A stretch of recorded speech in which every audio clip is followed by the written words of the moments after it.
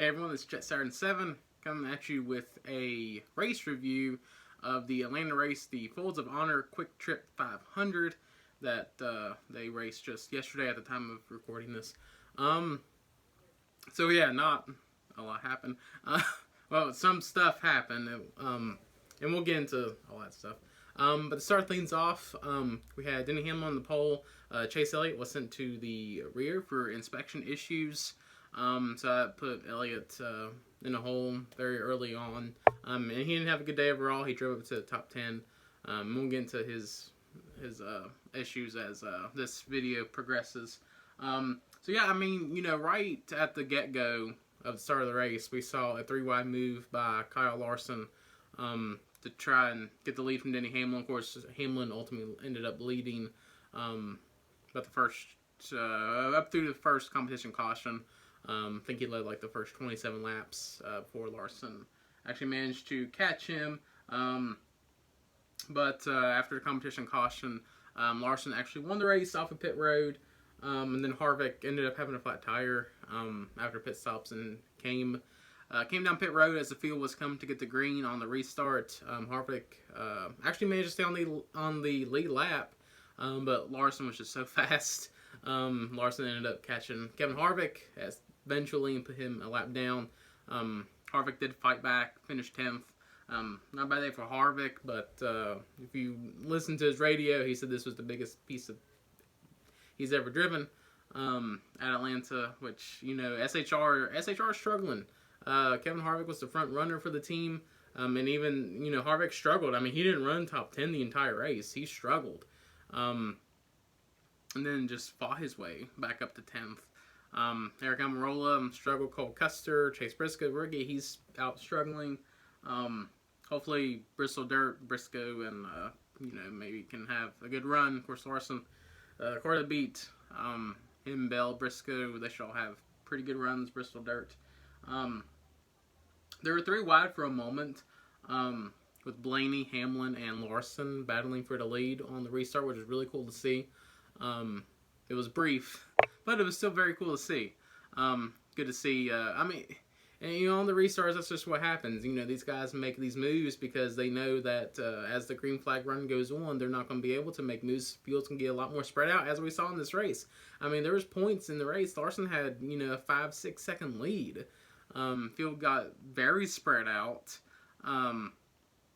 Just couldn't catch up. I mean, it's a little hard to pass when the field just gets so spread out like that. So yeah, I mean, yeah, Hamlin, he started green flag pit stops about 42 laps to go in stage number 1, and then once Hamlin started, you got to come in, get 4 tires on the car. You just lose so much track time, so much speed. The car just falls off so easily because the tires. I mean, the surface just eats the tires. Surface is really old. Just tires are worth so much in Atlanta. Once one guy comes down the beginning green flag pit stops, pretty much everybody has to at that point. So Hamlin led the field down to the pit stops under green flag conditions with about 42 laps to go in the stage. And then that's about it. Larson ended up winning stage 1. And then they had the restart there. They had a stack up on the restart. Kyle Busch started on the outside. The outside lane did not get going at all on restarts throughout the entire weekend, really. Trucks and Xfinity, they also couldn't get restarted on the outside lane on restarts. Bottom was very much preferred on the restarts. Well, the inside lane, not necessarily the bottom.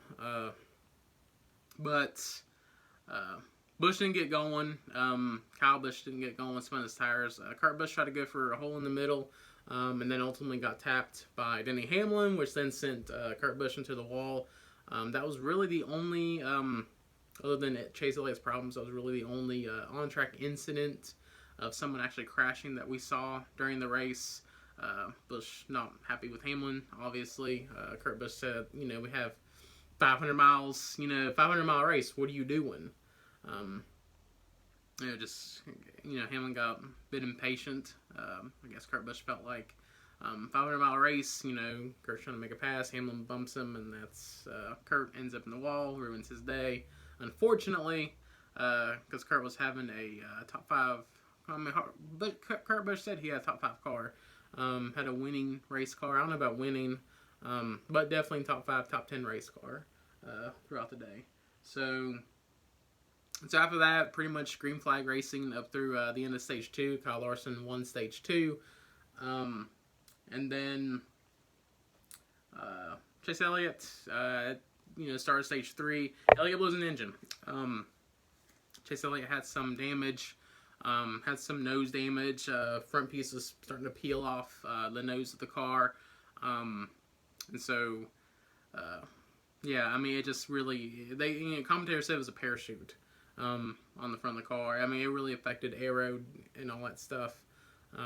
And then eventually Chase Elliott just blew an engine, something very rare for Hendrick Motorsports. But unfortunately, it happened to the defending champion. And then after Chase Elliott blew up, they cut away to all the fans and stuff, just being disappointed. But I mean, my favorite driver is Chase Elliott. I'm disappointed, but stuff happens in racing. Life moves on. You just go about your business. Him blowing an engine doesn't affect my life personally. Disappointing, but it is what it is. So then caution comes out. Pit stops. Blaney actually won the race off of pit road. Larson was able to get around him on the restart and then take the lead. And then with he held the lead up until about 10 laps to go. Kyle Larson was trying to pass Joey Logano, put him a lap down. Logano was running just a little bit ahead of Larson, but it was just enough to make Larson's car really tight. And of course, when you get behind somebody, it really affects the handling of the race car. The air just affects it so badly. Of course, Larson said his car was, going away there at the end, which, I mean, I believe it. Saw that Larson was the fastest car in, the first 3 quarters of the race, and then 4th quarter, and then, it was Ryan Blaney. It was Blaney, Larson, then even Daniel Suarez. That's not my information. That comes from, saw a Twitter post about it. But even Suarez was, 3rd fastest. Suarez had a very good run. He actually got first stage points. I saw a Team Trackhouse post on their Twitter. This was the first stage points for Daniel Suarez and Team Trackhouse. So very good to see. Good to see that. But yeah, I mean, when Larson got behind Joey Logano, just made the car tight. Larson's car was falling off anyway. Very likely Ryan Blaney would have caught him as is. Without Joey Logano there, very likely Blaney could have caught him anyway. But Blaney ultimately made the pass. Larson really couldn't put up much of a fight just because Blaney's car was so much better. And then Blaney ended up holding off Larson and ended up winning the race. Ryan Blaney led 25 laps. Kyle Larson led 269 nice laps. So, yeah, I mean, Larson dominated the day. Ends up with his 10th second place finish at a 1.5 mile track. I'm so glad he got that 1.5 mile win at Las Vegas earlier in the year. Otherwise, it would have been 11. And we'd still be sitting here talking about Kyle Larson not winning at any 1.5 mile track, but having the best car. So, I don't want to say Larson necessarily choked the win away. I don't think that's what happened. Him choking it away would have been him speeding on pit road, not the car, just not handling properly. In my opinion, him choking would have been him making a mistake, and he didn't make a mistake. Just stuff like that happens sometimes. Blaney ultimately at the end of the day was the fastest car on the racetrack. And sometimes the most dominant car isn't the fastest one on the track. So it's very important to keep that in mind. If you're new to racing, it's very important to keep that in mind that sometimes the most dominant car is not the fastest one at the end of the day. That's what we saw today, where Larson just was not the fastest car when it counted. But that's what it is. Not a whole lot happened in this race. Drivers don't want Atlanta to be repaved. I mean, they're going to have to repave it sooner rather than later. But race was okay. Just not a lot happened. One car leading 269 laps. That's dominance. But not a lot happened. I would have to. Hopefully, the next gen car fixes a lot of the issues that we're seeing with the racing, the package, and that sort of thing. I'm really hoping the next gen car fixes that, and it sounded very good when Bubba Wallace tested it and they released those videos. It sounded very good.